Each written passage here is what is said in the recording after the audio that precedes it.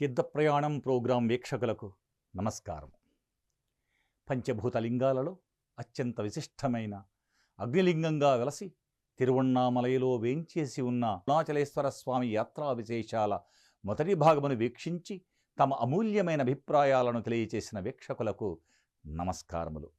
మొదటి భాగములో అరుణాచల ఆలయములో శ్రీ అరుణాచలేశ్వర స్వామి, శ్రీ అపీత కుచాంబ అమ్మవార్ల మరియు ఇతర దేవతల సంపూర్ణ దర్శనము, ఆద్యత సేవలు, అరుణాచలం ఎలా చేరుకోవాలి, ఎక్కడ ఉండాలి మొదలగు విశేషాల గురించి తెలుసుకున్నాము.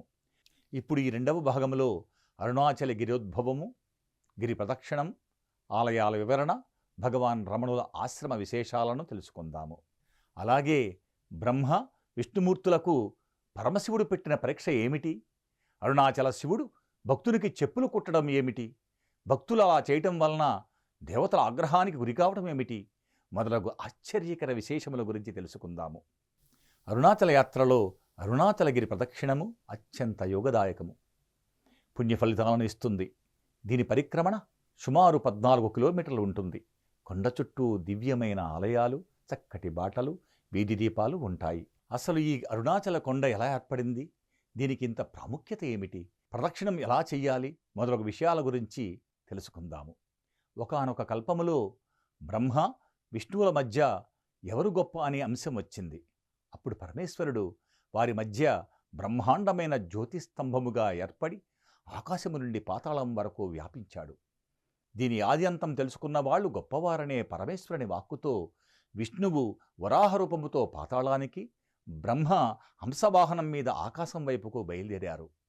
కొన్ని వేల సంవత్సరముల తర్వాత అనుకున్న ప్రకారం తెలుసుకొనలేక తిరిగి వచ్చేశారు. కానీ బ్రహ్మ తాను తెలుసుకున్నానని అబద్ధం చెప్పాడు. అందుకు సాక్ష్యంగా పైనుంచి పడిన మొగలి పువ్వును, దారిలో కనపడిన కామధేనువును వెంట తెచ్చుకున్నాడు. బ్రహ్మ మాటను కాదనలేక మొగలి పువ్వు ఆ వెలుగు అంతాన్ని విధాత చూశాడని చెప్పగా, కామధేనువు మాత్రము చూశాడని తల ఊపి చూడలేదని తోకను ఆడించింది. సర్వోభగతుడైన శివుడు కోపించి పూజార్హత లేదని బ్రహ్మను, మొగలి పువ్వును శపించాడు. అలాగే తోక భాగము పూజార్హమైనదిగా కామధేనువుకు చెబుతాడు. తరువాత బ్రహ్మ, విష్ణు మొదలగు దేవతల ప్రార్థనతో శివుడు తన జ్యోతి స్వరూపాన్ని వదలి తిరువణ్ణామలైలో జ్యోతిరూపములో అరుణగిరి ఆకృతిలో ఉద్భవిస్తాడు. కృతయుగములో జ్యోతిరూపములో, త్రేతాయుగములో బంగారు వర్ణములో, ద్వాపరయుగములో రాగివర్ణములో మారుతూ ఇప్పుడు కలియుగములో శిలారూపమున అరుణగిరిగా మారాడు. ఈ అరుణగిరే సాక్షాత్తు శివుడని కైలాసముగా భావించి శివుని పరివారము, సిద్ధులు మొదలగు దేవతలు ఈ కొండను ఆశ్రయించి ప్రతిరోజు ప్రదక్షిణలు చేస్తారని, శివుడు ఏ రోజైతే జ్యోతిస్తంభముగా ఆవిర్భవించాడో ఆ రోజే కార్తీక మాసం కృత్తికా నక్షత్రం. ఆనాడు ప్రతి సంవత్సరము తేజోజ్యోతిలో ప్రకాశించి దర్శనమిస్తానని పరమేశ్వరుడు బ్రహ్మ, విష్ణువులకు తదితర దేవతలకు వాగ్దానం చేశాడట. అలాగే దీపోత్సవమైన 3వ నాడు తను స్వయముగా భూతగణములతో గిరి ప్రదక్షిణము చేస్తానని సాక్షాత్ ఆ శివుడే నందీశ్వరునికి చెప్పాడని స్కంద పురాణంలో తెలుపబడింది. ప్రతి సంవత్సరము కార్తీక మాసం కృత్తికా నక్షత్రం తమిళ క్యాలెండర్ ప్రకారం రోజు సాయంత్రం 6 గంటలకు అరుణగిరి శిఖరముపై శివజ్యోతిని వెలిగిస్తారు. ఆ దినము సుమారు 10 లక్షల మంది భక్తులే కాక 3 కోటి దేవతలు గిరి ప్రదక్షిణము చేసి జ్యోతిరూపములో ఉన్న ఆ పరమేశ్వరుని దర్శనము చేసుకుని తరిస్తారు. ఇలా 10 రోజుల పాటు జ్యోతిని దర్శనం చేసుకుంటారు భక్తులు. ఆ సమయంలో అరుణాచల శివ, అరుణాచల శివ అనే భక్తుల నినాదముతో ఆ ప్రదేశాలు మారిమ్రోగిపోతాయి. స్కాంద పురాణం ప్రకారం ప్రపంచం అరుణగిరిగా ఘనీభవించిందని, భూమండలానికి అరుణాచలం ఒక ఇరుసని, దీనితోనే భూమి పరిభ్రమిస్తుందని, అందుకే దీనిని భూహృదయం అంటారు. ఇంకొక కొన కాలిఫోర్నియాలోని పెరుదీవి అని చెప్పబడింది. సకల జీవుల లయస్థానం ఈ అరుణగిరి. తిరిగి ఇచ్చట నుండే ప్రళయాంతాన సృష్టి ప్రారంభమవుతుందని పురాణాలు చెబుతున్నాయి. ఇప్పుడు గిరి ప్రదక్షిణం ఎలా చేయాలో తెలుసుకుందాము. గిరి ప్రదక్షిణ చేయటానికి కొన్ని నియమాలను పాటించాలి. శుచిగా స్నానము చేసి సాంప్రదాయ వస్త్రాలను ధరించవలను. నడిచేటప్పుడు చెప్పులు లేకుండా అలా నడవలేని వారు మందమైన కొత్త సాక్సులను, అది సహకరించకపోతే బూట్లను ధరించి నిండు గర్భిణీ నడిచే విధముగా నడుస్తూ మనస్సును ఆ అరుణాచలునిపై ఉంచి అరుణాచల శివ, అరుణాచల శివ అంటూ ప్రదక్షిణము చేయాలి. అస్సలు నడవలేని వారు ఆటోరిక్షాలో గిరి పరిక్రమమును పూర్తి చేస్తారు. నడవలేని వారు చెప్పులు ధరించి నడవవచ్చునా స్వామి అని ఒక భక్తుడు భగవాన్ రమణులను ప్రశ్నించినప్పుడు ఒక తోలు మీద ఇంకొక తోలు అని చమత్కరించారట. అలాగే ఏఎన్ చాడ్విక్ అనే పాశ్చాత్య భక్తుడు నడవలేక బూట్లతో నడుస్తుంటే రాత్రి ఒక చోట బూడు తెగిపోయిందట. అరుణాచల శివ, ఎంత పని జరిగింది, నేను ఎలా గిరిప్రదక్షిణ చేయగలను అని బాధపడుతుంటే ఆ రాత్రి సమయంలో ఒక ముసలతను చెప్పులు కొడతామని వచ్చి కుట్టి వెళ్ళిపోయాడట. రమణలకు విషయం తెలిసిన మీదట ఆ అరుణాచల శివుని లీలయే అని సెలవిచ్చాడట. గిరి ప్రదక్షిణం చేస్తున్నప్పుడు అరుణగిరి మాపును దగ్గర ఉంచుకోవాలి. డిస్క్రిప్షన్లో ఇచ్చాను, ప్రింట్ తీసుకోండి. వెళ్ళేటప్పుడు అగరవత్తులను, కర్పూరము, స్తోత్రాల పుస్తకాన్ని మీ కూడా తీసుకుని వెళ్ళండి. గిరి ప్రదక్షిణం ఎప్పుడైనా చేయవచ్చును, కానీ సూర్యోదయమునకు ముందు అంటే బ్రహ్మముహూర్తములో ప్రారంభిస్తే ఎంతో యుగదాయకమే కాక చల్లని వాతావరణంలో పరిక్రమణ పూర్తి అవుతుంది. ఆలయాలు మూసివేసినా బయట నుండి నమస్కరించుకుంటారు భక్తులు. మరొక ముఖ్యమైన విషయం ఏమిటంటే బాటకు ఎడమవైపున మాత్రమే ప్రదక్షిణ తప్పనిసరిగా చెయ్యాలి.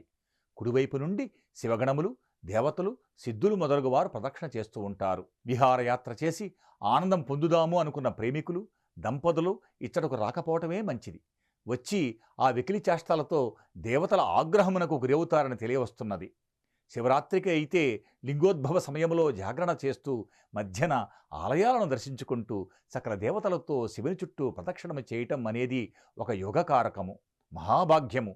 దీనికోసం మా అరుణాచలేశ్వరుని సదా కోరుకోండి. ఆయన మీ కోరికను తప్పక నెరవేరుస్తాడు. అలాగే పౌర్ణమి తిథులలో మంగళవారము రోజున అత్యంత పుణ్యఫలమని భావిస్తారు. గిరి ప్రదక్షిణ చేసేవారు ముందుగా ఆలయ తూర్పు మహాగోపురము వద్దకు చేరుకొని పక్కనే ఉన్న శక్తి గణపతికి కర్పూరం వెలిగించి లోపల బ్రహ్మతీర్థములోని జలాలను నెత్తిమీద చల్లుకొని ఎదురుగా బ్రహ్మలింగాన్ని నమస్కరించి బయటకు వచ్చి ఆలయ గోపురము నుండి ఆలయములోనికి వెళ్ళలేని పక్షములో బయట నుండి నమస్కరించుకొని సవ్యదశలో ప్రదక్షిణ యాత్ర ప్రారంభించాలి. మొదటగా అష్టలింగాలలో ఒకటైన ఇంద్రలింగ ఆలయాన్ని దర్శించుకుంటారు. షాపుల మధ్యన కారు స్ట్రీట్లో ఉంటుంది. దీనిని సాక్షాత్తు ఆ ఇంద్రుడే ప్రతిష్ఠించాడని చెబుతారు. ఈ లింగాన్ని సేవిస్తే ఉద్యోగ, ఉన్నత పదవుల ప్రాప్తి కలుగుతుందని చెబుతారు. తరువాత అగ్నిలింగాన్ని కుడివైపున దర్శించుకుంటారు భక్తులు. దీనిని అగ్నిదేవుడు ప్రతిష్ఠించారని తెలుస్తుంది. ఈ లింగాన్ని సేవిస్తే ప్రమాదాల నివారణ జరుగుతుందని తెలియవస్తుంది. కొంచెం ముందుకు వెళితే శ్రీ శేషాద్రి స్వామి ఆశ్రమం వస్తుంది. ఈయన కూడా ప్రముఖ గురు పరంపరలో ఒకరు. బయట నుండి నమస్కరించుకుని ఈ ఆశ్రమాన్ని తర్వాత రోజు దర్శించుకొనవచ్చును. తరువాత కొంచెం ముందుకు వెళితే కుడివైపున దక్షిణామూర్తి ఆలయంలో నమస్కరించుకున్న తర్వాత శ్రీ రమణాశ్రమం వస్తుంది. బయట నుండి నమస్కరించుకుని ఈ ఆశ్రమాన్ని తర్వాత రోజు దర్శించుకొనవచ్చును. ఈ రమణాశ్రమం ఎదురుగా ఉన్న వినాయకుడి ఆలయాన్ని దర్శించుకుంటారు భక్తులు. ఇక్కడే రమణుని శిష్యుడైన కావ్యకంఠ గణపతి ముని ఆయన సోదరునికి పార్వతీ పరమేశ్వర వృద్ధదంపుతుల రూపంలో భోజనం పెట్టినట్లు తెలుస్తుంది. కొంచెం ముందుకు వెళితే ఎడమవైపున రోడ్డు ప్రక్కన తెలుగువారికి సుపరిచితుడు, నాస్తికుడైన గుడిపాటి వెంకటాచలం గారి సమాధి కనిపిస్తుంది. ఈయన చివరి దశలో రమణుల శిష్యుడై ఇక్కడే తను చాలించారు. కొంచెం ముందుకు వెళితే కుడి ప్రక్కన పాండవులచే ప్రతిష్ఠించబడిన శివలింగము, ద్రౌపది ఆలయం కనపడుతుంది. వెనుకనే అరుణాచలగిరి అద్భుతంగా కనపడుతుంది. ఎవరికైనా వెళ్ళిన ప్రతి చోట అనుకూలించకపోతే ఇచ్చట ఆలయ సహితముగా గిరికి నమస్కరించుకుంటే విఘ్నాలు తొలగిపోతాయని చెబుతారు. కొంచెం ముందుకు వెళితే ఎడమ ప్రక్కన యమధర్మరాజు ప్రతిష్ఠించిన యమలింగాన్ని చూడవచ్చును. ఇది ఒక ముఖ్యమైన ఆలయము. ఇక్కడ మృత్యుంజయ స్తోత్రాన్ని చదువుకుంటే అకాల మృత్యు దోషాలు నివారింపబడతాయని చెబుతారు. అలాగే రుణమోచక అంగారక స్తోత్రాన్ని పఠించినట్లయితే రుణబాధల నుండి విముక్తి కలుగుతుందని తెలుస్తుంది. కొంచెం ముందుకు వెళితే ఎడమ ప్రక్కన పృథ్వీనంది ఆలయము కనిపిస్తుంది. నమస్కరించి కుదిరితే కర్పూర దీపం చూపించండి. కొంచెం ముందుకు వెళితే కుడి ప్రక్కన వాలమూరి గణపతి ఆలయాన్ని దర్శించుకుంటారు. ఈ గణపతి కృప కలిగితే అదృష్టం వరిస్తుందని భక్తుల విశ్వాసము. కొంచెం ముందుకు వెళితే కుంతీదేవి ప్రతిష్ఠించిన దుర్వాస మహర్షి ఆలయం కనబడుతుంది. ఈయన సంతానాన్ని ప్రసాదిస్తాడని నమ్ముతారు. కొంచెం ముందుకు వెళితే అప్పునంది కనిపిస్తుంది. కొమ్ముల నుండి చూసి నమస్కరిస్తే పోయిన ధన, మానవ సంబంధాలు తిరిగి పొందుతారని నమ్ముతారు. కొంచెం ముందుకు వెళితే తేయునందిని దర్శించుకుంటారు. ఈ ప్రాంతంలోనే బ్రహ్మ సృష్టి జ్ఞానాన్ని పొందటానికి తపస్సు చేశాడని తెలియవస్తుంది. ఏకాగ్రత కోరేవారికి ఈ ప్రదేశం చాలా బాగుంటుంది. కొంచెం ముందుకు వెళితే శోణతీర్థమని శక్తివంతమైన వినాయకుని ఆలయాన్ని దర్శించుకుంటారు. ఇచ్చటనే రమణులు గిరి ప్రదక్షిణం చేస్తున్నప్పుడు కొంచెం సేపు సేదతీరేవారట. తరువాత మరియమ్మన్ ఆలయాన్ని దర్శించుకొని నైరుతి లింగానికి చేరుకుంటారు. ఈ లింగ దర్శన భాగ్యముతో దుష్టపీడల బాధలు తొలగిపోతుందని చెబుతారు. కావ్యకంఠ గణపతి ముని ఇక్కడ ధ్యానం చేసేవారట. కొంచెం ముందుకు వెళితే ఎదిర్నేర్ అన్నామలై ఆలయాన్ని దర్శించుకుంటారు. అక్కడ ఉన్న ఆకాశనందికి నమస్కరించుకొని ముందుకు వెళ్ళిన తరువాత తని అండవార్ ఆలయాన్ని దర్శించుకుంటారు. ఇచ్చట కుమారస్వామి స్వయంభూగా వెలిశారని చెబుతారు. భృంగి ఇక్కడ శివునికై తపస్సు చేసి శాప విమోచనం పొందాడని పురాణాలు చెబుతున్నాయి. కొంచెం ముందుకు వెళితే ఎడమ ప్రక్కన రాజరాజేశ్వరి ఆలయములో మాతను దర్శించుకుంటారు. ఇక్కడ అమ్మవారి పాదాల దగ్గర దత్తాత్రేయుడు ప్రతిష్ఠించిన మహామహాన్వితమైన కుర్మమేరు యంత్రం ఉన్నది. ఈమె భక్తుల కోరికలను తీర్చే కల్పవల్లి అని శాస్త్రాలు చెబుతున్నాయి. కొంచెం ముందుకు వెళితే సింహనందిని చూడవచ్చును. ప్రక్కన తీర్థములో నీటిని తీసుకుని ఏదైనా మన విశ్రమను చెప్పుకొని నీరు వదిలితే భగవంతుడు సహకరిస్తాడని చెబుతారు. ముందుకు వెళితే కన్నప్ప గుడి లోపలకుంటుంది. బయట నుంచే నమస్కరించి బయలుదేరుతారు. కొంచెం ముందుకు వెళితే గౌతమముని ఆశ్రమం వస్తుంది. అమ్మవారు మొట్టమొదటగా ఈ కొండకు వచ్చినప్పుడు ఈ ఆశ్రమంలోనే ఉండి తపస్సు చేసుకున్నారని పురాణాలు చెబుతున్నాయి. అలాగే రమణులు కొంతసేపు ఇక్కడ సెలతీరేవారట. కొంచెం ముందుకు వెళితే సూర్యలింగము దర్శనమిస్తుంది. సూర్యభగవానుడు ఇక్కడ తపస్సు చేసి ఈ లింగాన్ని ప్రతిష్ఠించాడని చెబుతారు. ఇక్కడ ఆదిత్య హృదయాన్ని చదివితే ఆరోగ్యం చేకూరుతుందని చెబుతారు. కొంచెం ముందుకు వెళితే వరుణలింగాన్ని చూడవచ్చును. ఆదిదేవత శనీశ్వరుడు. ఇక్కడ అభిషేక జలానికి వ్యాధులు నయం చేసే గుణముందని చెబుతారు. కొంచెం ముందుకు వెళితే మాణిక్య వాచకార ఆశ్రమములో శివలింగం ఉంటుంది. మన అన్నమయ్యలాగా వాచికర్ పాడుతుంటే సాక్షాత్ ఆ పరమేశ్వరుడు రాసి భద్రపరిచి అందించాడని తెలుస్తుంది. ముందుకు ప్రక్కసందులోనికి వెళితే ఆది అన్నామలై ఆలయాన్ని చూడవచ్చును. ఇది బ్రహ్మదేవుడు ప్రతిష్ఠించిన లింగము. ఇచ్చట మనకు మోహ విముక్తి కలుగుతుందని పురాణాలు చెబుతున్నాయి. రమణ మహర్షి ఇచ్చట ఉన్నప్పుడు రాత్రిపూట గంధర్వులచే సమవేదం గానం వినిపించేదట. గిరినిచ్చట నుండి చూస్తే విఘ్నేశ్వరుని ముఖములా కనిపిస్తుంది. కొంచెం ముందుకు వెళితే ఎడమ ప్రక్కన వాయులింగ ఆలయం కనబడుతుంది. ఇక్కడ ఆదిదేవత కేతువు కాబట్టి కేతు దోషాలు ఉన్నట్లయితే దోషాలు తొలగిపోతాయని భక్తుల విశ్వాసం. కొంచెం ముందుకు వెళ్ళిన తర్వాత ఎడమ పక్కన వాయునందికి నమస్కరించి ముందుకు వెళితే చంద్రుడు ప్రతిష్ఠించిన చంద్రలింగము దర్శనమిస్తుంది. తరువాత లోపాముద్ర అగస్యాశ్రమం కనిపిస్తుంది. ఈ ఆశ్రమాన్ని చూసి ఇక్కడ నుండి గిరిని చూస్తే వివాహ సంతాన దోషాలు తొలగిపోతాయని పురాణాలు చెబుతున్నాయి. కొంచెం ముందుకు ఎడమ ప్రక్కన అధికారనంది చెవిలో గోత్రనామాలు చెప్పుకుంటే గిరి ప్రదక్షిణ నమోదవుతుందని తెలుస్తుంది. కొంచెం ముందుకు వెళితే కుబేరలింగం దర్శనమిస్తుంది. గిరి ప్రదక్షిణ చేసిన లక్ష్మీదేవి ఇక్కడికి వచ్చి ఈ లింగాన్ని ఆరాధించి కుబేరునికి అప్పగించి వచ్చిన భక్తులకు ఐశ్వర్యమును అనుగ్రహించమని చెప్పిందని పురాణాలు చెబుతున్నాయి. ఇక్కడ అధిపతి బృహస్పతి విద్యాదానాన్ని అనుగ్రహిస్తాడని తెలుస్తున్నది. ముందుకు వెళితే కుడి ప్రక్కన ఇడుక్కు పిళ్ళయార్ కనబడుతుంది. సన్నని 2 స్తంభాల మధ్య నుండి బయటకు రావడం వలన అప్పటి వరకు గిరి ప్రదక్షిణ వలన వచ్చిన శరీర బాధలు తొలగిపోతాయని చెప్తున్నారు. కొంచెం ముందుకు వెళితే గిరి యొక్క పంచముఖ దర్శనం చేసుకుంటారు భక్తులు. ఇచ్చటనే పరమేశ్వరుడు అగ్నిలింగంగా అవతరించాడని శాస్త్రాలు చెబుతున్నాయి. ఇక్కడ 5 శివలింగాలలో ఒక శివలింగము పద్మాసనంలో కూర్చున్నట్టుగా కనబడుతుంది. ఆ ప్రక్కనే 100 సార్లు అంగ ప్రదక్షిణతో గిరి ప్రదక్షిణ చేసిన ఇసక్కి సమాధికి నమస్కరించి ముందుకు కదులుతారు భక్తులు. ముందుకు వెళితే కుడివైపున ఊసి లేక మొనలింగము కనపడుతుంది. అమ్మవారు శివుని దర్శనం కోసం చివరకు ఈ మొన మీద ఒంటికాలుతో నిల్చుని తపస్సు చేస్తే ఆ శంకరుడు అర్ధభాగం ఇచ్చాడని పురాణగాథ. ముందుకు వెళితే కుడి ప్రక్కన పచ్చయమ్మన్ ఆలయం కనబడుతుంది.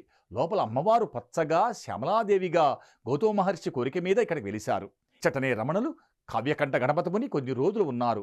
ఆలయం బయట మహర్షుల శిల్పాలు ఉంటాయి. అమ్మవారి బొట్టు పెట్టుకుంటే సౌభాగ్యము కాపాడబడుతుందని చెబుతారు. కొంచెం ముందుకి లోనికి వెళితే ఈశాన్యలింగం దర్శనమిస్తుంది. ఈశాన్యానికి శివుడు అధిదేవత, అలాగే క్షేత్రపాలకుడు బుధుడు. ఇక్కడ అర్చన చేస్తే జీవితంలో వచ్చిన సమస్యలను తొలగిస్తుందని చెబుతారు. ఆ ప్రక్కనే యజమానందిని దర్శించుకుంటారు. ఎదురుగా అమ్మన్ అవధూత సమాధిని చూడవచ్చును. 17వ శతాబ్దములో అష్టసిద్ధులుగా ఈమె చందాలు వసూలు చేసి తిరువణ్ణామలై ఆలయంలో ఉత్తరం వైపున ఉన్న గోపురము కట్టించిందని, ఆమె పేరుని అమ్మన్ గోపురంగా పిలువబడుతుందని చెబుతారు. ప్రక్కనే జ్ఞానదేశీకుల దేశికార్ సమాధికి నమస్కరిస్తారు. ఈయన అష్టసిద్ధులు గల యోగేశ్వరుడు. బొమ్మలో ఉన్న పులి శివుని గణము. తపస్సు చేసుకుంటుంటే ఆయనకు రక్షణగా ఉండేవట. మౌన యోగి అయిన రమణ మహర్షి ఒకసారి భగవద్గీత మీద ఇక్కడ ప్రసంగం చేశారట. వెనక్కి రోడ్డు మీదకు వస్తే ముందుకు ఒకవైపు షణ్ముఖ ఆలయం కనబడుతుంది. ఇచ్చట కుమారస్వామి 6 ముఖాలుగా దర్శనమిస్తారు. కొంచెం ముందుకు వెళితే కుడివైపున దుర్గాదేవి ఆలయం కనబడుతుంది. ఇక్కడే అమ్మవారు మహిషాసురుని సంహరించి ఖడ్గాన్ని అక్కడ తీర్థంలో కడిగి రాక్షసుని మెడలో ఉన్న పాప వినాశేశ్వర లింగాన్ని కడిగి అక్కడే ప్రతిష్ఠించారని పురాణాలు చెబుతున్నాయి. ఇక్కడ కర్పూర దీపం వెలిగించండి, తీర్థం పుచ్చుకుంటే వివాహ సంతాన దోషాలు తొలగిపోతాయని చెబుతారు. కొంచెం ముందుకు వెళితే కొండ మీద పవన కొండరం అర్ధనారీశ్వర ఆలయం ఉంటుంది. ఇక్కడే రమణులు వారి తల్లిగారికి వ్రాసి ఉపదేశం చేశారట. కింద నుండే నమస్కారం చేసుకోండి, మరుసటి రోజు ఆలయాన్ని దర్శించుకోవచ్చును. అక్కడ నుండి పెద్ద ఆలయమునకు వెళుతున్నప్పుడు ప్రక్కనే భూతనాథ ఆలయములో విష్ణుమూర్తిని, ప్రక్కనే ఇరుట్టి పిళ్ళయార్ జంట గణపతుల ఆలయాన్ని దర్శించుకుంటే సంపూర్ణ గిరి ప్రదక్షిణం పూర్తయినట్లే. ఇతర కర్పూరం వెలిగించి ఒక్కసారి లోపల ఉన్న ఆ పరమేశ్వరుని నమస్కరించుకుంటే గిరి ప్రదక్షిణ పూర్తి అవుతుంది. అరుణాచలుని దర్శనము తరువాత తప్పక చూడవలసిన ప్రదేశము భగవాన్ రమణుల ఆశ్రమము. శ్రీ రమణులు తన 16వ ఏటనే ఎటువంటి దీర్ఘ జటిల సాధనము లేకుండా, గురువుల సహాయము లేకుండా ఆత్మ సాక్షాత్కారము పొందిన జ్ఞానప్రదుడు మరియు ఋషి. వీరు 30/12/1879 సంవత్సరములో తిరుచుడిలో పుట్టి ఆత్మప్రబోధముతో తిరువణ్ణామలయమునకు తన 17వ ఏట వచ్చి 14/4/1950న నిర్యాణం చెందే వరకు తిరువణ్ణామలయలో ఉన్నారు. కొన్ని సంవత్సరాల పాటు ఒంటరిగా సమాధి స్థితిలో ఉండేవారట. శ్రీకృష్ణుని తర్వాత రమణులు కూడా నిరంతరము నిర్వికల్ప సమాధిలో ఉండి తన పనులను నిర్వర్తిస్తుండేవారు. తనకు గురువులు శిష్యులు కూడా లేరని, ఆయన పూర్తి జ్ఞానని యోగి అరవింద చెప్పేవారు. ఒక జ్ఞానికి ప్రతి ప్రాణి సమానమని, సర్వభాషలు వాంగ్మయములు ఆటపట్టులని, దేహము వేరు ఆత్మ వేరని చూపిన ఆత్మయోగి. వీరు సాక్షాత్తు శ్రీ సుబ్రహ్మణ్యేశ్వర స్వామి అవతారమని ఎంతోమంది విఘ్నులు జ్ఞానులు సెలవిచ్చారు. రమణులు తన వద్దకు వచ్చేవారని అరుణాచలగిరి ప్రదక్షిణము చేశారా, సాక్షాత్తు ఆ పరమేశ్వరుడే గిరిరూపములో ఉన్నాడని చెప్పేవారు. తమిళనాడే కాక యావత్ భారతదేశము, పశ్చిమ దేశాలకు తిరువణ్ణామలై యొక్క ప్రాశస్యమును గురించి చెప్పిన మహనీయుడు. రమణ మహర్షి ఆలయములో మహర్షి సమాధి, ధ్యానమందిరము, వారి తల్లిగారి సమాధులు దర్శించుకొనవచ్చును. తన తల్లి సమాధిపై మాతృభూతేశ్వర ఆలయము క్రింద శ్రీచక్రం ప్రతిష్ఠించారు. అలాగే పడమట గోడపై మరొక శ్రీచక్రాన్ని ప్రతిష్ఠించి సుబ్రహ్మణ్యేశ్వర బీజాక్షరాలు అదనంగా చేర్చి దానిలో శ్రీ రమణుల దివ్యశక్తిని నిక్షిప్తం చేశారు. ఇది ఒక శక్తి కేంద్రము. నెలకు 6 సార్లు ఈ చక్రాభిషేకం చేస్తారు. భక్తులు దర్శించుకొనవలసిన ఆలయము. ఈ భూతేశ్వర ఆలయం ప్రక్కనే భగవాన్ రమణులు నిర్యాణము చెందిన తరువాత వారి సమాధి నిర్మించి ముందు భాగం హాలులో భక్తులు ప్రశాంతంగా ధ్యానం చేస్తారు. ఈ ఆశ్రమం ఎంతో ప్రశాంతముగా ఉంటుంది. ఇక్కడ నుండి కొండపైకి స్కందాశ్రమము, విరూపాక్ష గృహలు చూడటానికి భక్తులు కొండపైకి వెళతారు. ఇక్కడనే రమణులు 1915 నుండి 1922 వరకు ధ్యానములో ఉండేవారట. దీనికి ముందు విరూపాక్ష గృహలో ఉండేవారట. ఇచ్చటనే రమణులు ఎంతోమంది యోగులు తపస్సు చేశారని, వీరిలో శ్రీ గుగాయ నమ శివాయర్ ఎంతో మహిమగలవారని, ఇక్కడనే వీరు ఎన్నో సంవత్సరములు తపస్సు చేసి సమాధి పొందారట. ఇక్కడ వీరి సమాధిని దర్శించుకుంటారు భక్తులు. ఇప్పటికీ ఎంతోమంది దీని మీదనే తపస్సు చేస్తున్నారని చెబుతారు. రమణ మహర్షి భక్తులైన ఎందరో పాశ్చాత్యులు ఈ అరుణగిరిని గురించిన విశేషాలను ప్రపంచానికి తెలియచేశారు. వారిలో ఆంగ్లేయులలో ముఖ్యుడైన పాల్ బ్రింటన్ మహాశయుడు the secret search in India అనే పుస్తకములో అరుణగిరి మహాత్మ్యమును గురించి చక్కగా వివరించారు. ఈ అరుణాచలగిరి ఎంత విశేషమైందంటే, యోజనత్రయ మాత్రేస్మిన్ క్షేత్రే నివసతాం నృణం దీక్షాదికం వినాప్యస్తు మత్సాయుజ్యం మమాజ్ఞయా. దీని అర్థం ఏమిటంటే, ఈ అరుణగిరికి 3 యోజనములు అంటే సుమారు 25 కిలోమీటర్ల లోపల నివసించే వారికి ఆచరించదగిన దీక్షాదులేమీ లేకున్నప్పటికీ పాసరహితమైన నా సాయుధ్యము సిద్ధము, ఇది నా యాజ్ఞ అని అరుణాచలేశ్వరుడు చెప్పినట్లుగా అరుణాచల మహత్యము అనే గ్రంథములో రమణుల ద్వారా తెలియవచ్చింది. ఇంతటి మహిమాన్వితము సాక్షాత్ ఆ పరమేశ్వరుడే అరుణగిరిగా వెలసిన క్షేత్రము. యోగులు, సిద్ధులు, దేవతలు మున్నగవారు సదా దర్శించుకునే ఈ యోగకారకమైన క్షేత్రమును గురించిన విశేషాలను తెలుసుకున్నాము. ఆ అరుణగిరినాథుని శ్రీ అపీత కుచాంబ అమ్మవార్ల భగవాన్ శ్రీ రమణ మహర్షుల కటాక్ష వీక్షణాలు మీపై ప్రసరించాలని కోరుకుంటున్నాను. అరుణాచల సంపూర్ణ యాత్రా విశేషాలను రమణుల శిష్యులైన స్వర్గీయ ఆకునూరి సాంబశివరావు గారు రచించిన అరుణాచల వైభవం అనే పుస్తకము నా ఈ వ్యాసానికి ఎంతో ఉపయోగపడింది. వారికి నా స్మృత్యాంజలి. రియల్ ఫ్లిక్ డివోషనల్ ప్రోగ్రామును చూస్తున్న ప్రతి ఒక్కరకు ధన్యవాదములు.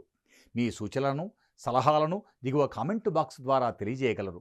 మరిన్ని తీర్థ ప్రయాణాల సమాచారము కోసం మా ఛానల్ను సబ్స్క్రైబ్ చేయగలరు. మరొక పుణ్యక్షేత్ర విశేషాలతో కలుద్దాం.